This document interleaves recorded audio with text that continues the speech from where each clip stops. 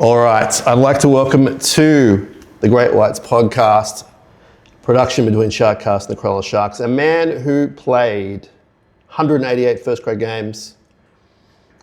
He played from the 70s through to the 90s, technically, and he's Shark 132. David Hatch, welcome to the show. How are you going, my friend? Thanks, mate. Yeah, it's very good, thank you. How is it being back in the sheds? It's different. It's changed a lot since I was last here. You know, we're out the back. Yeah. And then in the later years, they moved underneath the stand here when they built the stand again, and that's so much bigger and better, and got plenty of showers in there by the look of it. I think there was only 4 or 5 showers out the back in the day, so yeah, you know, certainly come a long way.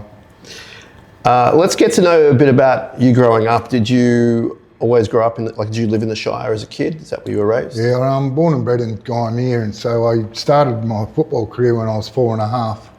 And played in under 7s for 3 years. So by the time the third year in the 7s was up, I was, wow, certainly, a lot better than a lot of the other kids that were just starting out, sort of thing. Okay.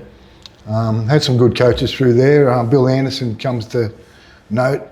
Bill had us in under 14s. I had him as he was a PE teacher at Gymea High, and Bill started coaching at Gymea, and I won my first premiership with him in the under 14s.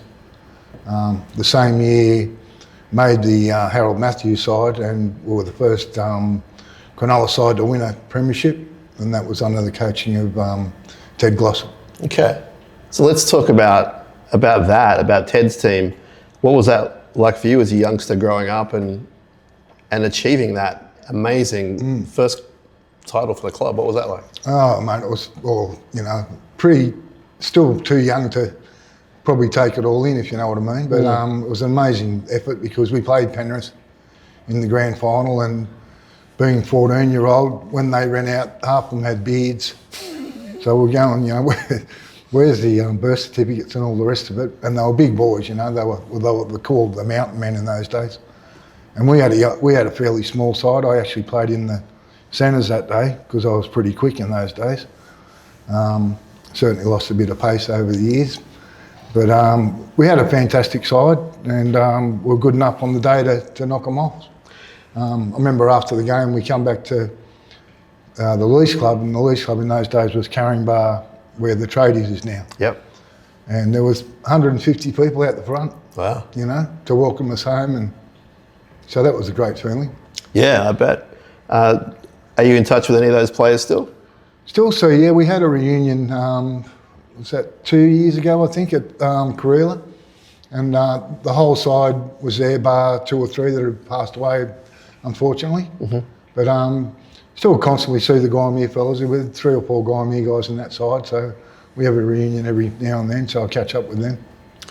And tell us a bit about family life. Were your family obsessed with rugby league as well? Is that how you got into it so young, or was it through friends? Yeah, well, that year I started, as I said, I was 4, I was playing soccer, and I didn't like soccer, and my older brother was playing league. Okay. And I used to go and watch him play, and I thought, I want to play that. I don't want to kick a ball around, I'd rather be tackling a bloke or whatever, and sort of kicked on from there. But I had 3 brothers and a sister, and all my brothers played. Okay. But not all the way through, and a lot of them weren't. As one of my brothers made under 23s would have been 1979, I think it was, or 1980. Mm-hmm. And he had a year, and then he went back to the park. Yeah. Football. And tell us about life between winning the Harold Mats, and we'll get to your debut, but tell us about going through the grades at Cronulla. After Mats, I went to S2 Ball, which was under 15s. And because I know they've changed all the age brackets now. Yeah. Jersey Flag was, I think, in those days under 17, and then after that, I was graded at 18, so that would have been 78. Okay. And what was that like for you as a local junior? I assume you're a Sharks fan, or maybe not. I was. Yes, I was. Originally St George, but that was a long time ago. And then my allegiance changed to the Sharks when I started getting a bit of a taste for it with the rep stuff and all that sort of thing. Okay. So you've got the distinct honour of being on the bench in a grand final for the Sharks? You know, New South Wales Rugby League for the younger kids, NRL grand final. Tell us about that year and how you got to that spot. Well, it was a year it started out. I was playing under 23s. I think I'd sat on the bench for a couple of weeks without getting a run, and I was a bit deterred, or a bit peed off, really. Yeah. And then I finally got a chance, and I don't think I only played 2 games, and I was straight in reserve grade that year, which was 78. And then played under Billy Smith. Billy Smith was the coach then in second grade. Norm was Proven was the first grade coach. And I had a good year in reserve grade, I thought, and Norm rewarded my efforts by giving me a spot on the bench. And I probably deep down thought I probably won't get a run here because it was my first year in grade, and there was a lot of other experience there sitting next to me. But it would have been great to at least have 5 or 10 minutes would have been good, And that was the replay? I sat on both. On both? Yeah. Wow. Yeah. So I hadn't played first grade that year, so it was a privilege just to be sitting with the boys. Can you tell us more about, I guess, leading up to the first, the drawn grand final? Like, what was that experience like? And did you know the week leading into it, or was it day of that you were told, or when did you find out? As far as being a member? Being on the bench, yeah. I was called in just after we'd finished the final, and I think they'd made we played the final the same days as they did, and we got beat by St George, who had actually stacked their side that day, as you could do in those days. So they virtually dropped their whole first grade pack to second grade. Yeah. They ended up winning the comp, but that was second grade, of course. I remember probably the sad thing was when Steve Rogers had a shot at field goal. Yeah. With about 3 or 4 minutes to go, and I think it probably missed by a foot. That goes over. He hardly can't say, it's not a goal. Well, you'd think he couldn't say it. Then again, you've got to be careful what you say. Yeah, Greg Hartley, controversial refereeing figure for our younger viewers and listeners. Go Google that. Yes, I think like with him sending Greg Pearce and Dane Sorensen off 2 weeks before the grand final certainly didn't help Cronulla's cause, because I think Dane was rated the best prop in Australia at the stage, and Greg went on to captain Australia that year. So two great players to be missing. So what was the summer like after 78 grand final leading into 79 for you, and leading into pre-season and that kind of thing? What was that like? Did you think you'd get a shot in first grade? We had such a strong club, and the forwards, actually the forward pack at that stage was, we had both the Sorensens playing then, and there was Paul Kahn and Greg Pearce, as you know. Eric Archer was still around then. Eric was a country boy, but a good player. Yeah. And reserve grade, we had a fairly strong side as well. But it was only a couple of key injuries that I got a chance to play first grade. Sat on the bench probably 4 or 5 weeks, and he kept putting me on every now and then. So I thought that was an encouraging sign for me. Yeah. Like, if he's going to give me a run now, maybe I might get a full game if things happen. So debuted at Shark Park, Endeavour Field, round 3, 79, and you came on to replace Steve Neen after about 30 minutes. Yeah. Tell us about that. Well, that was exciting, not for Steve, because I think Steve came off injured. Yeah. But it was certainly a wake-up call, because the difference between reserve grade and first grade was, a hell of a lot of difference there between both grades. Reserve grade was a lot slower, and when first grade was so much quicker. Yeah. And like even this day and age, you can have a look at the second grade compared to the first grade. It's it's entirely different. And what are your memories of just that? Do you have memories of that game? Not really, to tell you the truth. Yeah. I think I was still a pup then. I was only 19, so yeah. No, it was just a thrill to get on there, and a lot of my friends and that were there on the day, and they wished me all the best, and so it was just good to get out there in front of everyone. So the next week you started against the Roosters. Yes. And then you'd play one more game against the Dastardly Dragons, Yep. which we won 12-5, local derby.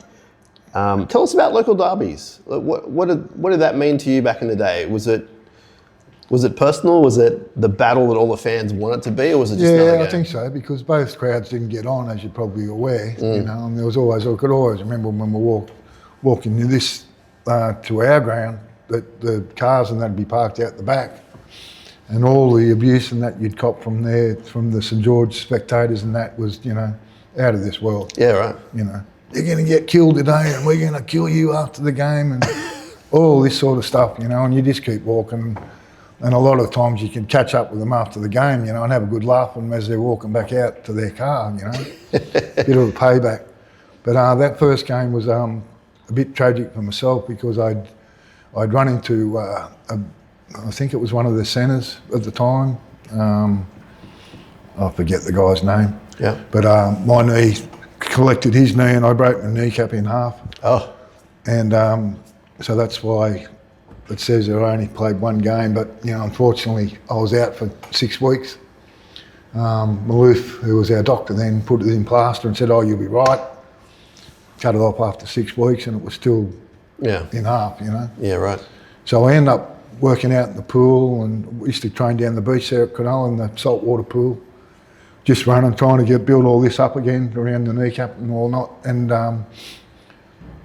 if we had put me in straight away and taken the piece out, I probably would have been all right in a few weeks. Yeah, okay. But with him putting the plaster and everything else on, it's taken 6 weeks and to no avail, you know what I mean?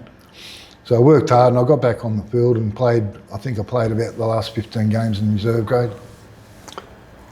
So if we move forward to 1980, it's mainly under 23s in reserve grade. Do you have any memories of 1980 that you want to talk about? Or? Not really. I actually sat on the bench a few times for Tommy. Yep. Tommy was more attacking player. Yeah. You know, loved the attacking players, and I was in those days probably more a defensive player, so I probably didn't fit into his little coaching. I might as well stay coaching, whatever he's, you know, on about. But I like Tommy, don't get me wrong. Yeah. But it was just unfortunate that I just didn't fit into the way he wanted a player to be. Yeah. Let's talk about you as you're known as a back rower. You mentioned, did you say centres as a kid? Yeah. And so then you just went in a bit to second row and lock. Yeah. I was centre in Harold Matthews, and I moved to 5'8" in S2 ball. Oh, okay. And then when Bill Anderson come to the Gymea club, he said, "Oh, you're going to be a lock forward. You're not going to be a 5'8" or anything like that." So he moved me into lock, and then I virtually stayed there for the rest of my career. Was it a position you liked? Yeah, I enjoyed playing in the centres and the backs as well, you know, but I started to slow down a little bit, so you've got to be pretty quick, especially these days. But so we in our day, everyone had to have a job. Right? You couldn't sort of survive on your football money. Yeah. Because Cronulla were always having trouble financially, as you know. Yes. And we've been through the dramas with the half pay and all that sort of thing. And I did an article with a newspaper not long ago, and I explained to them that all players around then, we had to go up through Caringbah Shopping Centre with buckets, you know, like corn donations, trying to get money for the club. Yeah. To try and pay the players, you know. So we're all sort of on half pay, and I think I was guaranteed a contract, and then Fernley come to the club in 1983, and I was met at the gate, and they said, "Oh, look, Fernley's bought half the Western Suburbs team with him, and you are no longer wanted, and there's the door, and see you later." Yeah. And about 4 weeks later, half the club left because of the half pay situation. So you had the Sorrentons and Roland Beckett and Steve Hardy, Greg Mullane, Mick Mullane.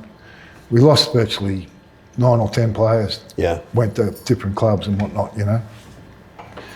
And next minute, Fernley rang me up and heard that I was still looking for a spot, you know what I mean. I talked to South and I talked to Newtown, but to no avail. They promised money, but I was never guaranteed of it. There was no, written contract. It was always going to be a handshake, good luck, what Cronulla had done to me previously. So learn by your mistakes. Anyway, finally offered me a start here, and he said, look, we can't pay you, but I'll give you $1,000 out of my money. Wow. Right, just to play. And I said, yeah, all right, you know, because I didn't really want to go back to Gymea, because I'd only missed one game in 2 years in first grade, which was 81, 82.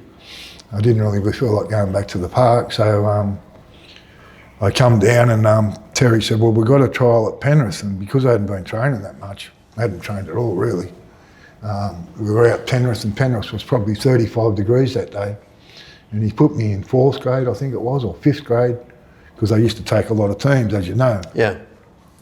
And I was playing against, you know, 16, 17-year-old kids. So you can imagine, like I had 2 years of first grade. Yeah. And, you know, I destroyed a few of them, like legally, not doing the wrong thing. Yeah. And finally it was state, but I remember I was laying down on the concrete in between two of the buildings in the old Penrith Stadium, because it was the only place with a bit of shade, and the dressing room was like 40 degrees. Yeah.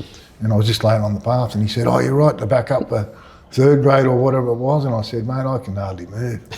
I'm not going anywhere. But after that, you know, it worked out all right, but he was still, no disrespect, but he still was relying on his Western Suburbs players like Morocco and Merlot and, you know, players like that. So I knew that I wasn't going to get much of a run in first grade that year.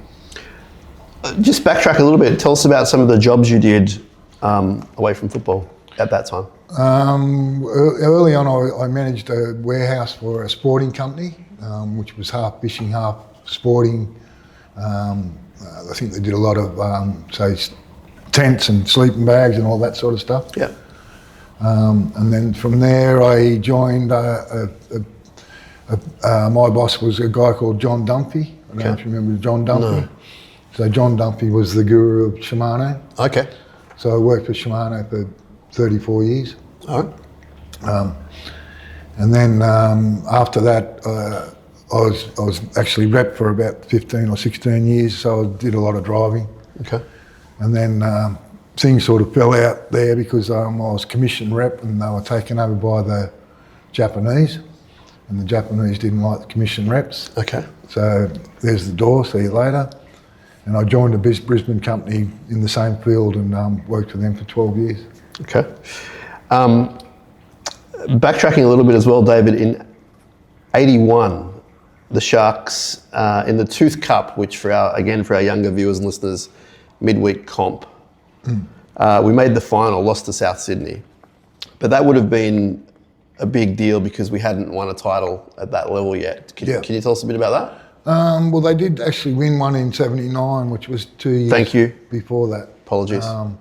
Unfortunately, I missed out on that one because I couldn't squat low enough. Because the infamous Amco Cup.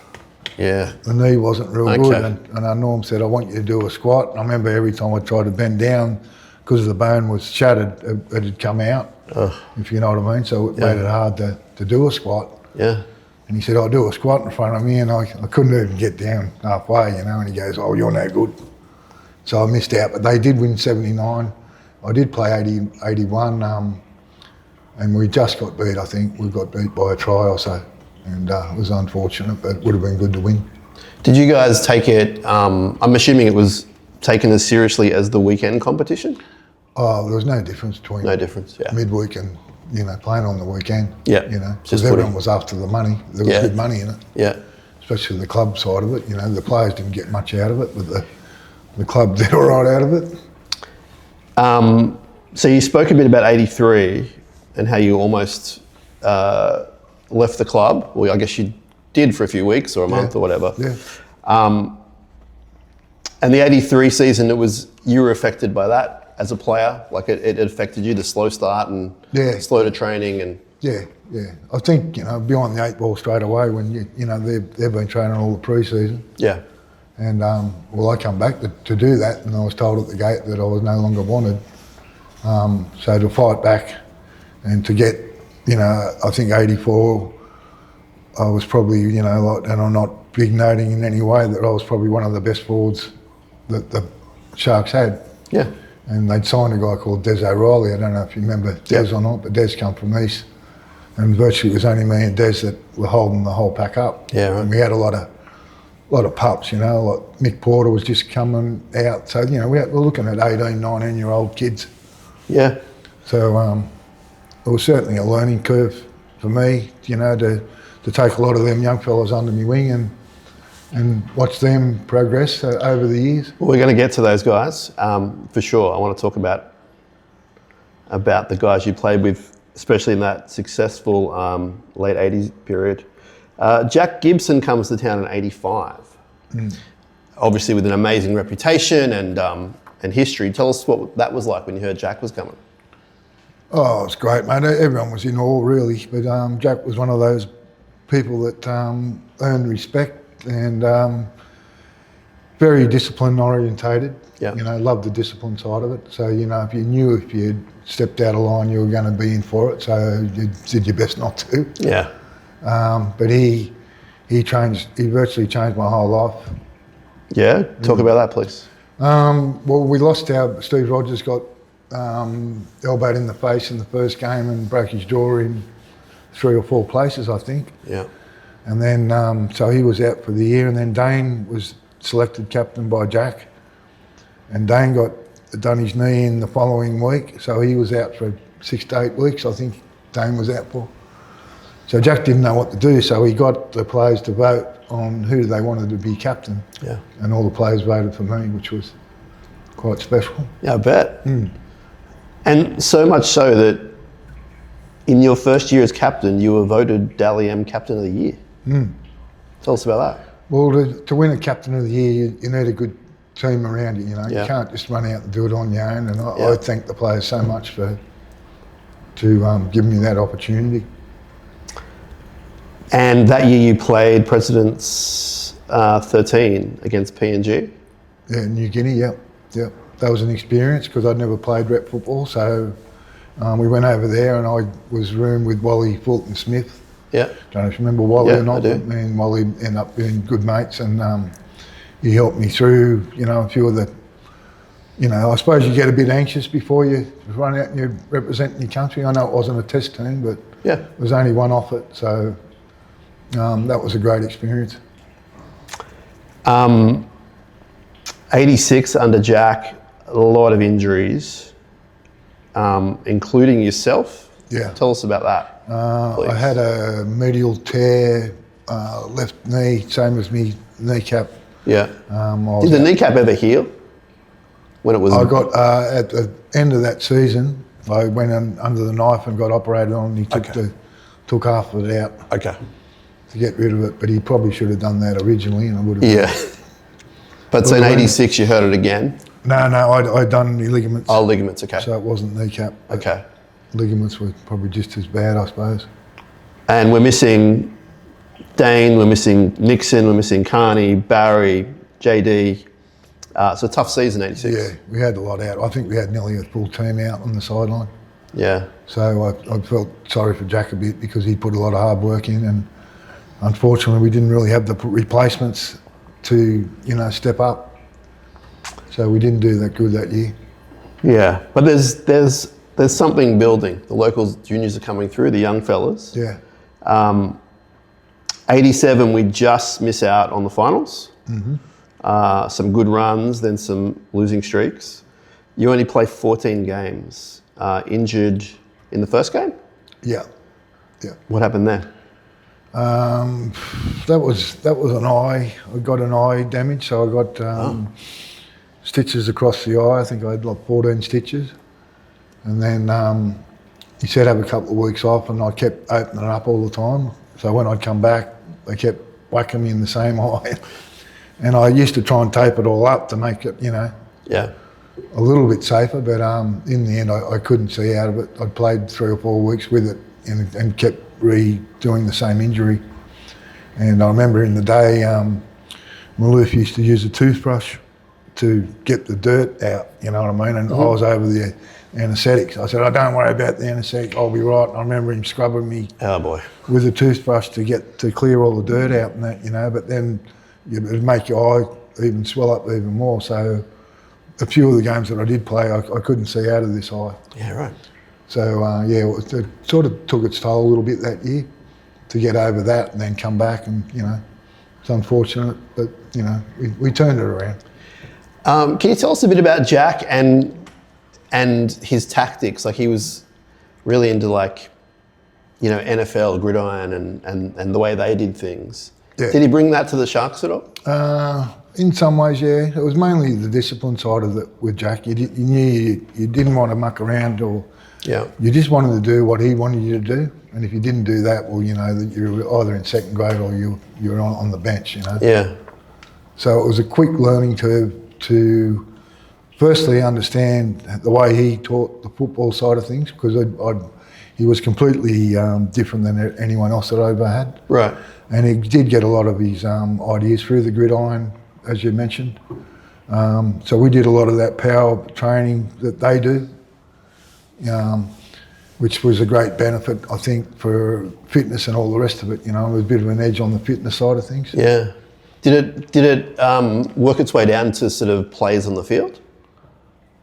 Oh, yeah. I think everyone learned. Everyone learned from exactly what he'd said, and everything that he said made sense. Yeah.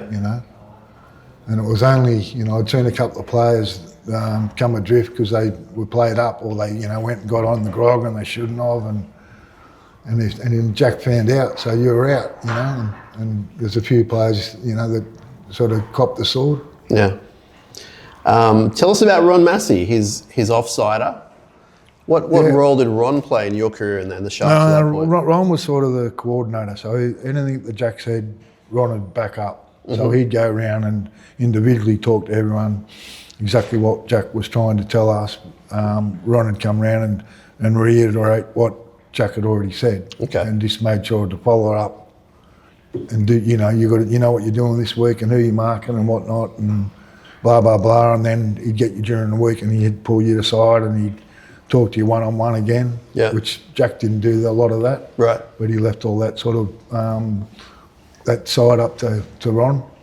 And post footy, did you end up, or post time at your Sharks, did you end up staying in touch with Ron and Jack? Were they friends after they left, or? Yeah. Their last year was '87. Ron stayed on at the club. Yeah. That was when Alan Fitzgibbon came to the club. So Al was the first grade coach, and Ron was virtually his understudy, the same role that he had with Jack. Yeah. I think Jack retired. I'm pretty sure Cronulla was his last club. Yeah. And but Ron stayed on, and then we had a bit of trouble with the CEO and whatnot, and he jumped in as general manager one year there. Yeah, right. He was looking after the books and the contracts and all the rest of it. That's not spoken about much in Sharks history. No, it should be, because he definitely jumped into that role. You know what I mean? And he helped the players. Such a great reputation, both of them. Yeah. The legacy that they have. Yeah, and they were great. They were thick as thieves, both those. Ron and Jack, they were great friends, and I did see him a few times after that, because Jack used to always come to the games. Yeah. Even after he retired, Because he was a local, yeah? Or he ended up being a local? He lived down at Cronulla, near, what was that, near Bundeena, looking over to Bundeena from the Bundeena side? Semen Hall. Do you know where that is? I can visualise it, yeah. Yeah, so Jack lived right on in the bay there, sort of thing. He had a beautiful house, so he was pretty well off. Yeah. I think. So you mentioned Alan Fitzgibbon, which plays a really big role in the success of the Sharks in your time. He was understudy to Jack for a year or two before that, then he got the job. Yeah. Tell us about Alan and what he was like, and was it an easy transition? Because the success came pretty quick in '88. Yeah. Two completely different people, Jack was well, not saying that Alan wasn't respected, but Jack had already had respect before he came to the club, whereas Alan had to earn respect. Yeah. Alan was very quiet in a lot of ways, whereas Jack had, if things weren't going right, he'd let you know. Whereas Alan was, to me, his personality and everything else was, he was like a quiet, you could tell he was angry, but he wouldn't show anger. Yeah. If you know what I mean. Yeah. But I think leading up to that year when we won the minor premiership, which was 88, Jack had done all the hard work with Alan. Don't get me wrong, because Alan was an assistant coach then too. Yeah. But they'd done all the hard work, and we were ready to go in 88. Like we had the side, all our juniors had matured to a certain degree, like a lot better than when they first come in, like any other player does. So we had the material, we had the arsenal, so to speak, and we were fortunate enough to win the minor premiership, which was the first time ever for the club to. I'm pretty sure. I've still got I should give it to Ash. I've still got the minor premiers T-shirt I bought from the local bank as a kid. Yeah, and unfortunately we went down in the final. Yeah. But I think let's talk about '88, David. Let's sink our teeth into it, because I'm obsessed with those 2 years in particular, '88, '89. I want to bring you back to here, the game against Brisbane in '88. So the first time the Broncos come to town. Okay, yeah. One of my favourite games, and you're virtually playing the Queensland Origin team. It's just stacked. Yeah. And Sharks are going pretty good. Yeah. As you said, a lot of promise. Yeah. And then full house, and we go out to a 16, 18 point nil lead after, 10, 15 minutes. Yeah. Like, unbelievable scenes. Yeah. What do you remember about that game? I remember I was hoarse after the game, because I remember I was screaming at all the blokes, come on, we've got to have a go here, and even though we were a mile in front, we still wanted to kick their ass, sort of thing. Yeah. I remember I'd set up a try early on in the game. I just put a little cross kick across, and I remember they interviewed Alan Fitzgibbon after the game. He said, was that intended? And he goes, oh no, well he got the ball, so he just thought he'd kick it. But because I want to ask you about that, right? I don't know if you're well known for it, but in my mind, I can see you every now and then doing that kick where the grubber just jumps up at the end. Yeah. So that was a plan of some sort, right? Well, Jack sort of introduced that to me game when he first came to the club. I said, we need another kicker, so if you get the ball, kick it like this. And his idea was to always kick it across the front of the goal mouth, so it's always bouncing like that, and it makes it harder for the opposition to come out and hit a ball that's going sideways. Amazing. And we were hoping our guys, especially our wider players, would move up and hopefully grab the ball, which happened on that day against the Bronx. And I remember after the game, we were walking off the field, and I went over to shake Wally's hand, because Wally was their captain, and he refused to shake hands, which I don't, it's not in the spirit of the game. And I never forgot that, but years later I went out and had dinner with Wally and his family and whatnot up in Brisbane, and you couldn't have met a nicer bloke. Yeah. Do you know what I mean? But that, I suppose he was a bit peed off because we thumped them, and it was their first game, I think, away, and he may have been a bit upset, but I was just trying to do the right thing. And I actually, I will get our historian Ash to look this up, but I believe when he was being interviewed after that game, and you have to imagine for our younger viewers that it was on the field. I believe a lot of fans are on the field at that point, fans running on. I believe there was a bit of a hullabaloo with Wally, like someone pushed him or something. There was something happened, and it may have been before you went to shake his hand. I'm not sure. Oh, no, you could be right. I'm not sure. But as you said, he's a lovely guy, amazing player. Yeah. I mean, I remember as a young fan just being blown away at the performance, and it was a bit of a line in the sand. It's like, we're the Sharks, we can do whatever we want when we put our mind to it. But yeah, one of my favourite games. Is that up there with you as one of your favourite memories or best wins? Or? Oh, it was a great win. I think during that year too, we beat Canberra twice. Yep. And Canberra were pretty... Yeah. I don't know if they won the comp no, I think Canterbury won the comp that year. Yeah, they did. But Canberra were up there, and we actually beat Canterbury. We beat them at home pretty convincingly as well, which was a great win for us. So you did mention, mention that we bowed out in that series. First up, we lost to the Premiers, Canterbury. Who'd be the Premiers?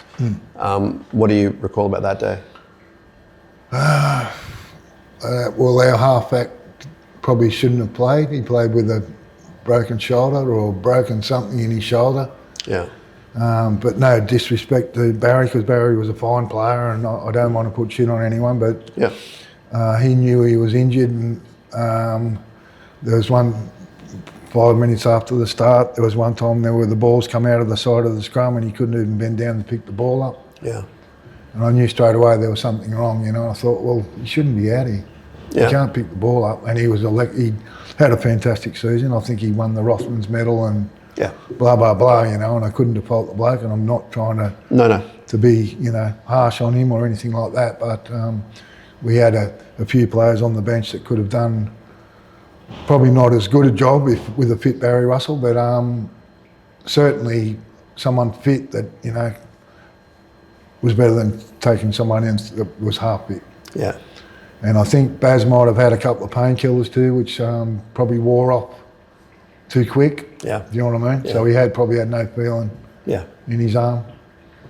So we virtually were playing with 12 men. So it didn't take long, and then Massey and that made the adjustments and put another half back on. And the next week we lose to Balmain in a tight match. That was pretty sad too. I think they beat us 7-4. Yeah. There wasn't much in it. I think it was Ellery Henry scored a length of the field try. Yeah. And that sealed our fate. We had opportunity. Sean Watson should have scored in the corner, but unfortunately bobbled with the ball and it dropped out of his hand, but he was definitely over. Yeah. That was before Hanley scored. I think if he scores that try, we probably would have won. And it would have been great to play Canterbury again. Yeah, absolutely. Because just leading into that, in 1988 when we won the minor premiership, as we come in off the oval, I think it was St George we played that day. Yep. Ron Massey met us at the gate and he said, I want you to run around the field and clap and give all the spectators a clap and blah, blah, blah. The following week, their Canterbury coach, who I won't mention, labelled us as prima donnas, and they've already run it and all this crap, you know. Like we didn't want to do that. We were told we had to do that to pay respect to the fans and whatnot, you know. And then next week we get labelled all this crap by the Canterbury bloke, and anyway. I mean, I was there as a kid cheering you round, so I mean, as a fan, even in hindsight, there's no big deal. Like you celebrated the fans. Yeah. You weren't saying we've won the grand final. Yeah, I know. To assume that is ridiculous. Yeah, 100%. I think the fans. It's a great memory that I have. You know. No, I think they enjoyed what we did. Absolutely, amazing year. And that is also the year that you won the Dally M Captain of the Year for the second time. Yeah, I think winning the minor premiership helped. Yeah, amazing team. Yeah. Let's talk about some of the players. I mean, Gavin Miller, obviously we'll start with the pinnacle. Tell us about Gav, tell us what he's like, tell us what he was like as a player for you, playing outside of him or inside of him. He was tough, you know, he was a very tough man. There wasn't much of him, but he'd give everything he had. I remember we played St George here one day and Graham Wynn come through and got his elbow and broke his nose, right, you know, got him clean and Miller was out cold on the ground and Wynn got sent off. I think it was Graham Wynn. I'm sure. It wasn't, because I watched it last night. I don't know if Ash can help us out who it was. I think it was Graham Wynn. It was? I'll take your word for it for mine. Yeah. But I watched it last night and it was shocking. You can watch it on YouTube. So after the game, Gavin come back on, that's right. You just had, because you weren't allowed to go off then, you were allowed to bleed and whatnot, and blokes just put cotton buds up his nose to stop the blood and that. And then after the game, Maloof was trying to readjust it because it was pretty well smashed, as you know. We got a couple of tampons for him and we put one up each nostril to stop the bleeding. And we went over to the beer over the club for a beer. And as he's having a beer, the blood was still dropping into his glass. Oh boy. And it was packed in those days. It was only that main bar area and there was that little bar out the back. And we used to always sort of drink around that front bar. Anyway, I seen Graham Wynn walk in and I seen Gavin, and Gavin just looked and I went, oh no, here we go. And he's beeline straight for him. Wow. And I ended up I chased him and I tackled him because I knew what was going to happen. And I got a couple of blokes to hold him down because he was going to kill him. Wow. Right? And I went over to Wynn and I said to him, mate, you better go. And he goes, what do you mean? I said, I wouldn't be hanging around here. And Wynn was a big boy. He was like 6'4", 100 kilo, 110 kilo. And Gavin was about my weight. He would have been 90 kilo or something, you know. And only small, but, you know, he was a bit of a pug from the old days. A good friend of ours, Jonathan Docking. Tell us about JD. Docko. Not much of him, but he was very elusive and quick. So he'd always get under the big men, and that was his trade, I thought. He could always either sidestep or he'd just beat him for speed. Brilliant at the back. Deserved his state of origin jersey, I think. Only played a couple of years maybe. I'm not sure of his record, but thoroughly deserved a jersey in that team because he was a wonderful player for us. What about the combo of ET and Sparkles? Pretty magic. It was good. They had their moments. Do you know what I mean? Like and no respect to either of the two, but they sometimes didn't get on. Yep. Do you know what I mean? Yeah. There'd be times there where one wouldn't pass the ball to the other one because the other one wanted to play better than him and blah, blah, blah, you know. And this went on in the games, and sometimes you'd hear them verbally having a shot at each other. But it was just that, I think that the big thing for them was, I want to be better than you. And that was the two of them, you know. Which is kind of good because they were both such great players. Like, and then I think McGaw left in the end because he was playing second fiddle to Andrew. McGaw went to South, I think it was. Are you still in touch with the 88 boys? I bumped into a few of them when we had that immortal dinner. When was that? Start of the year, I think. Yeah.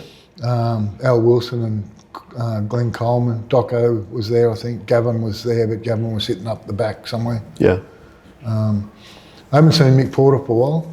They tell me Mick hasn't been real well, like health-wise, which is a bit of a shame. Yeah.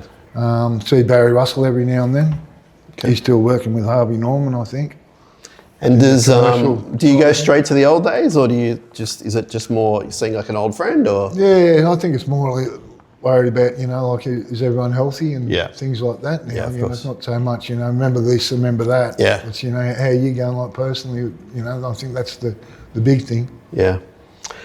So 89, I remember being another strong year, and we all thought, you know, maybe it was the year to go the next step. Some, you know, things happened throughout the year, injuries, etc. A form slump here or there. But I want to go to another Broncos game, which is spoken about a lot. It's replayed on Fox Sports a lot, the playoff for fifth. What do you remember about that, the midweek game? We probably should never have got in that position, you know. We had to beat Gold Coast to get clear fifth, and unfortunately we got beat by Gold Coast up there. Yeah. And it was Gold Coast were coming like second last or something like that, you know, and we would have been fifth. So we had to play, we played the Sunday, then we come back, then we had to play on the Tuesday night, which we won, and then we had to back up again on the Saturday against Canberra. Yeah. And Canberra I think they won it that year. Yeah. Pretty sure. Again, playing against a stacked Brisbane team, but now the Sharks have had that success from 88, not a bad 89 season, playing well as a team. My strongest memory of the playoff game is Miller just going nuts with his attack. Yeah, I can't remember it entirely, but I remember we went back to the club after it and they had a replay there, and that's, you know, probably about the only time I watched it. But yeah, that wouldn't surprise me. Gavin had a good game, you know. And yeah, Canberra convincingly beat us with the short turnaround on the Saturday. Yeah. What's the feeling like for you and the players after, you know, 2 campaigns where you should have done better? What's the feeling like? Yeah, I feel sad. Like, you speak to anyone, you know, like, and a lot of players that have played have never made a grand final, but to win a grand final would have been something special. Yeah. You know, like I think, and any player will tell you that. And unfortunately, you know, we've only won one, but at least we've won one, and it was always, you know, are they ever going to win and all that sort of stuff. So we'll get to that. Don't worry, David. We sort of got the hoodoo off the back, I think, a little bit. So you've only got one more year left at the Sharks, 1990. Round 18 against the Drags. We're defeated and you have a fractured cheekbone. How did that come about? I ran into Brad Mackay's head. Brad Mackay was the lock forward for the Saints, and I ran into his head and broke my cheekbone in 3 places. Wow. I stayed on till this was about the first 10 minutes that happened, but I could feel it. It just went numb, so it wasn't a pain thing. It was just I knew I'd done something, and I could see it was getting bigger and bigger. Yeah. And all the St George blokes were laughing at me. Oh, look at the elephant man and all this sort of crap. As usual. There's always a lot of talk. So I come off at half time and Maloof had a look at me. Peter Maloof was our club doctor then. And he said, oh mate, you don't look real good. Put some ice on it, we'll see if it goes down. And it just got bigger and bigger. And he said, oh, I don't think you should go back out. So I didn't. I sort of relied on what he told me. Yeah. And sure enough, I went to hospital after the game and it was broken in 3 places. And did you know at that point you were done, or was it just how I thought it happened maybe, over time? There was probably another 4 or 5 weeks to go, I think, in the regular season. Yeah. And I kept training because I thought, they weren't going to operate it, they were just going to let it mend itself. Do you know what I mean? It wasn't. Must have been like 3 hairline fractures, I presume. So I think the last game, I was going to try and get ready for the last game, at least have 1 game, go out on the last game. Yeah. That was at Henson Park, they played East. And there was only, I'd be lucky to be 2,000 people there. You know what I mean? So, yeah, it was a sad way to go out. I could have actually played another year. Massey, who was the CEO then, as I told you, jumped in the general manager's position, offered me a good contract. He said, look, why don't you go another 12 months, go out on a good, especially in front of your home crowd, Yeah. I had 192 first grade games at that stage, and he said, look, you only need another 8, and we got the new rule with the players off the bench. Once they come off the bench, it's allocated as a full game. As a game, yeah. He said, we can play off the bench. So he was trying to make everything work out for me, which, in hindsight, I probably should have, but I had a few guys like Alan Wilson and a couple of young guys behind me, and I'd been there 13 years, and I sort of felt like part of the furniture. And I had my first son underway, and I thought, oh, look, I'm going to do the right thing. And Massey offered me a coaching job, and I thought, look, I just felt like I needed a break. Yeah. Do you know what I mean?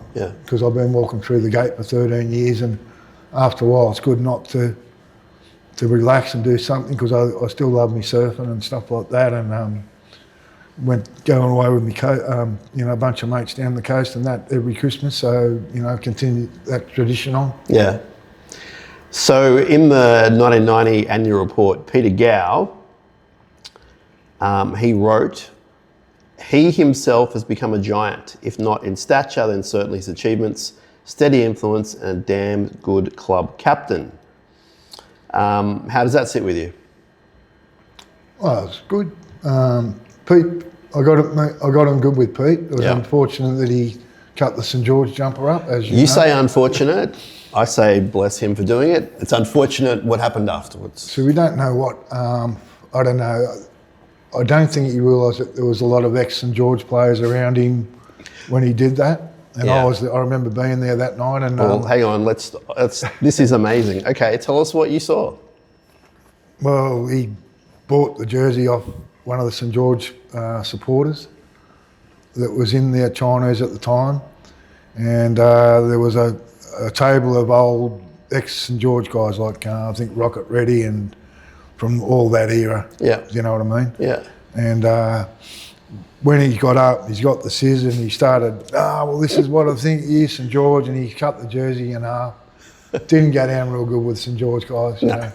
And they got up and I thought they were going to kill him, and I knew a couple of them. I went up and to try and console him a little bit and say, look, he apologised and he shouldn't have done that, blah, blah, blah. And then the next day he was sacked. Yeah. Yeah, he was. Sacked, unfortunately, because Peter put a lot of his own money into the club. Yeah. Especially when we went through that half pay, that 1983 season, where we had to do the coin collection. Peter had put a lot of his money to try and keep the club afloat, and was never really acknowledged for that. No, he's a great Shark, Peter Gale. On our show, we always talk about him when we can, and I interviewed him about 10 years ago, and fascinating man. Still a big fan of the club. Still a big supporter. Yeah, he's still around. He still drinks down at the club Cronulla. So I remember I joined the board in 90. Would have been 93 through till Sharks board. 91 to 90. I had 91, 92, 93. I had 3 years on the board. Yeah. And Pete was the one that talked me in.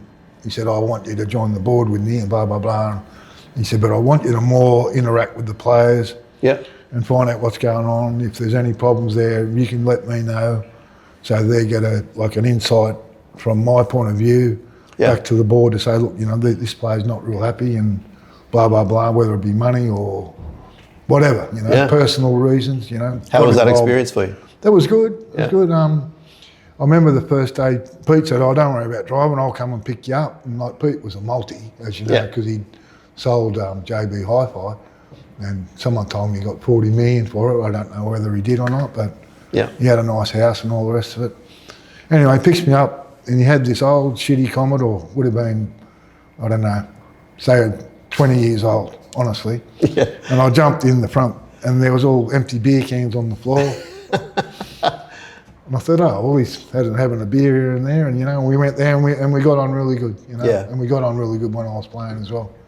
But as you said, he was great for the club, and it was unfortunate that he had that bit of a mind lapse and did the wrong thing. Yeah, you wonder how long he would have stayed in the job. I think he would have stayed for the rest of his life. Yeah. He loved the Sharks, and he still does.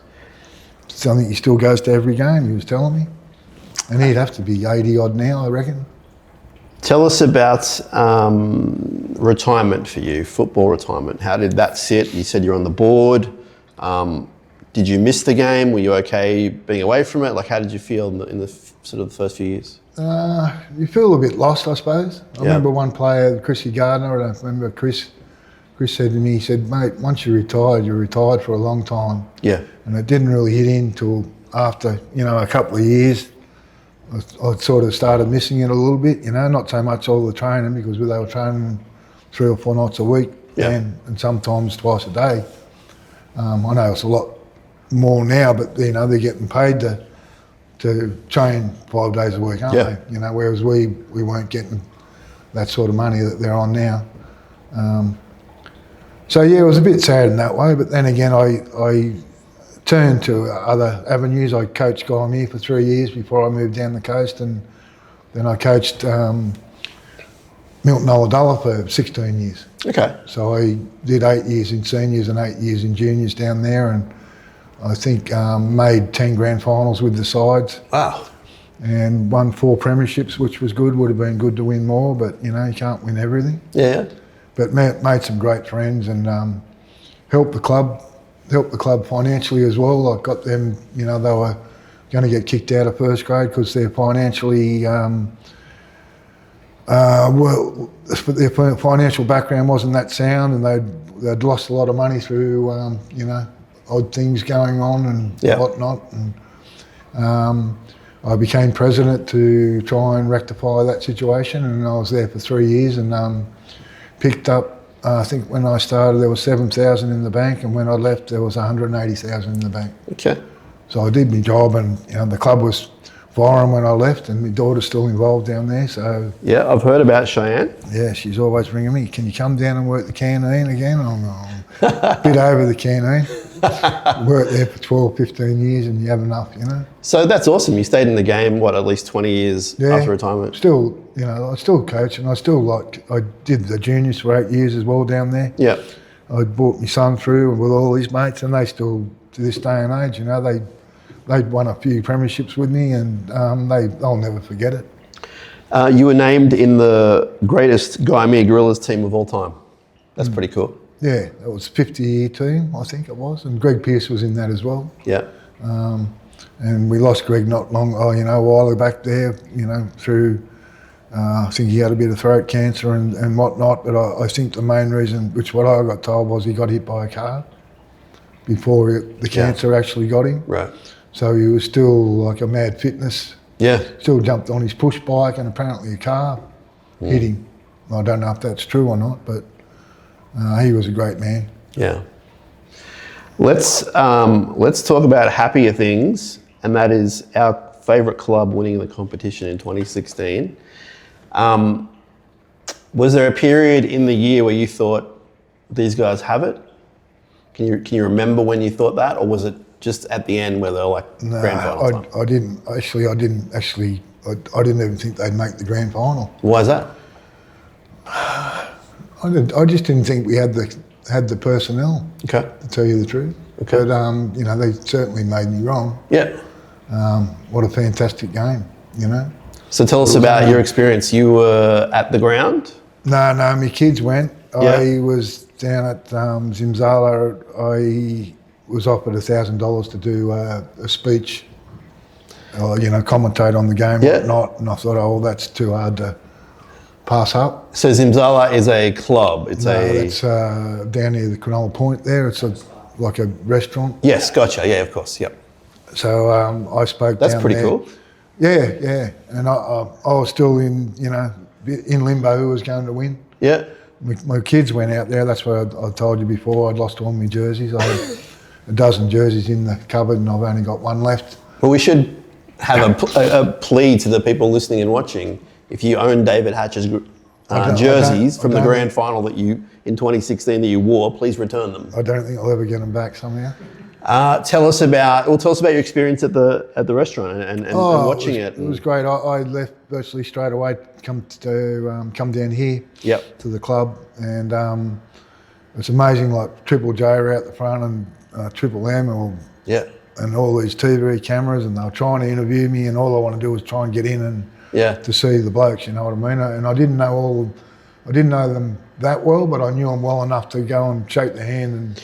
Had you been at the club that year at all? Had you come to training or Old Boys Day or something that year? Do you remember? Or? Yeah, we used to always do the reunion, so once a year. Okay. And if I was up, I'd usually come and watch the games. Yeah. But as I lived in Ulladulla for 20 odd years, so yeah. I was sort of down there more than I was up here. And so once you got into the club, you met up with the old boys, all your old mates and everything.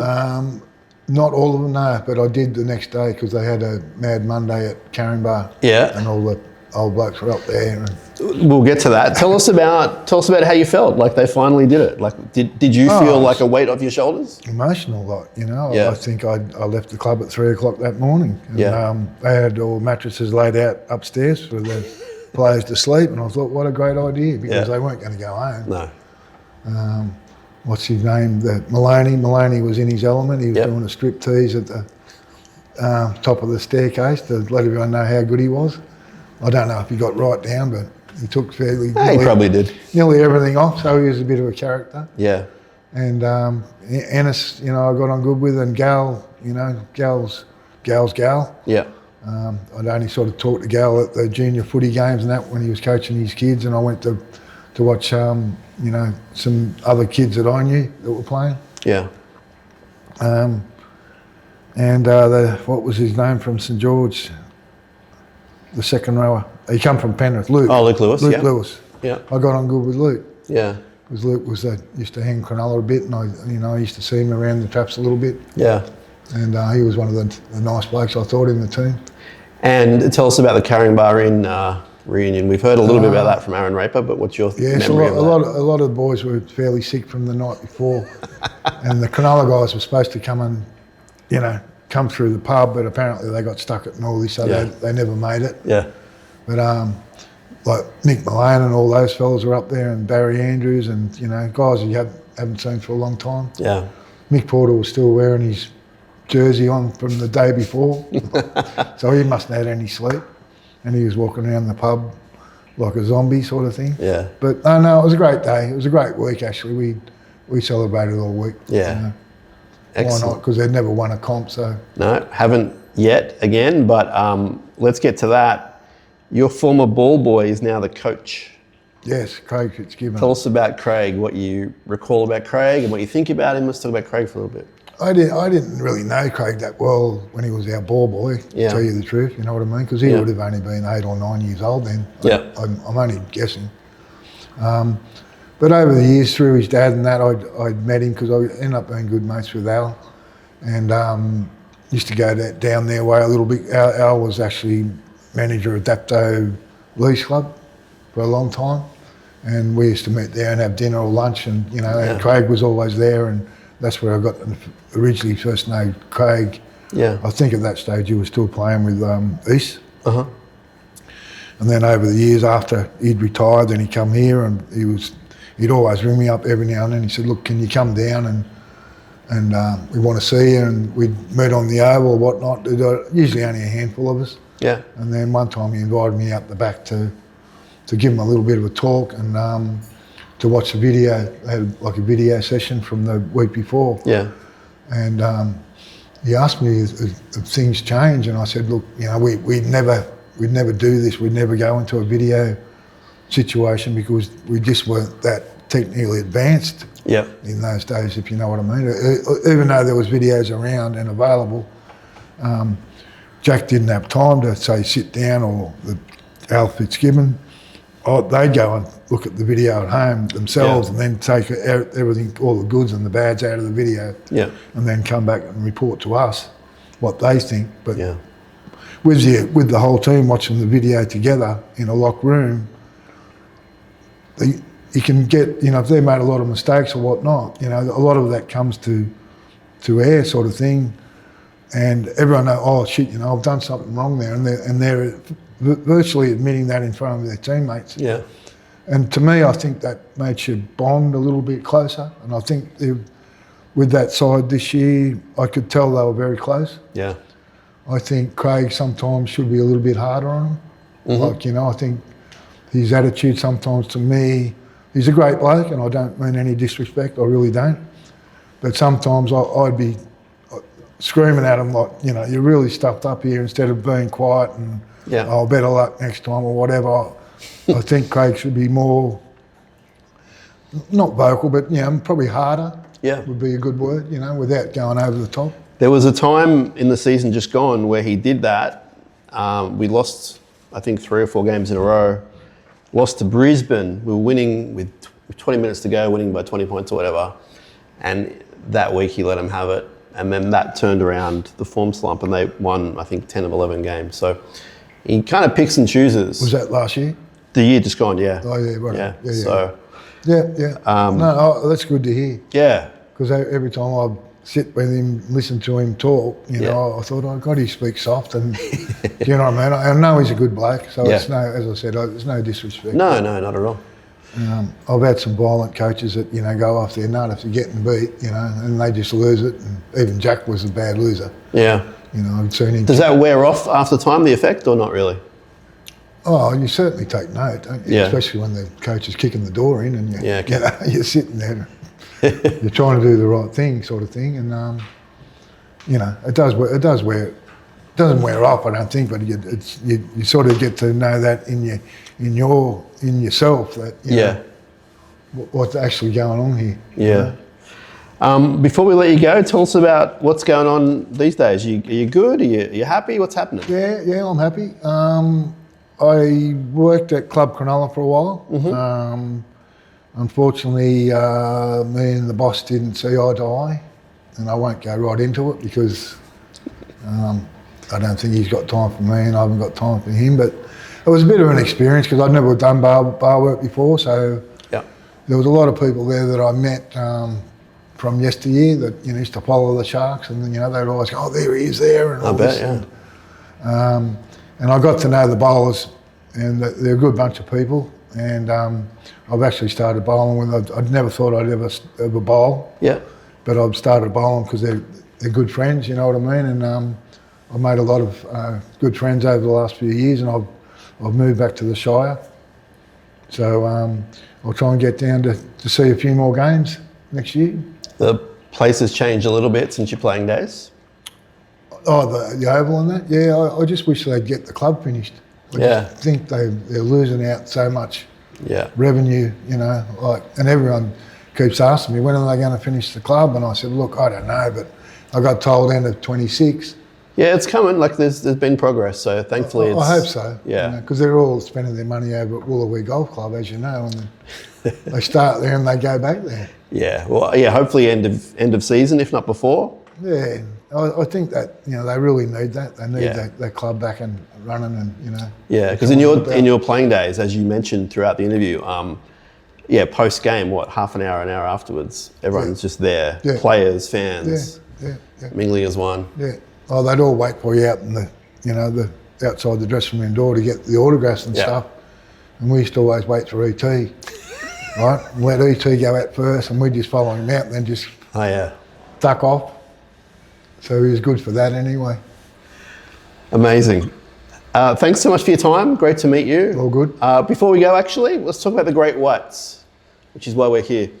What does that mean to you? I think it's fantastic, really, because in yesteryear, the older players were never thought of. You know what I mean? They didn't have an organisation like this that cared about the blokes that used to play for the club, you know. And I think Craig Fitzgibbon is really good the way he has done it as well, because he's invited all us back into the fold, as to say, and made us feel welcome. Yeah. And the dues that they do put on are fantastic, you know. And there's a lot of players that have sort of lost it over the years because they feel that they've been ill-treated, or, you know, and a lot of them won't come to that one day that we have here because they're sort of over it a little bit, you know. Yeah. But I think it's a good way to try and get everyone back together. I think the more you do it each year and the bigger and better it gets, maybe those disillusioned people might have an inkling to come along. So hopefully that changes. Yeah. Great to meet you. Thanks for your time. All good, mate. Hopefully we'll speak to you again soon. No worries. Thanks, David. All good, buddy. Thank you. All right.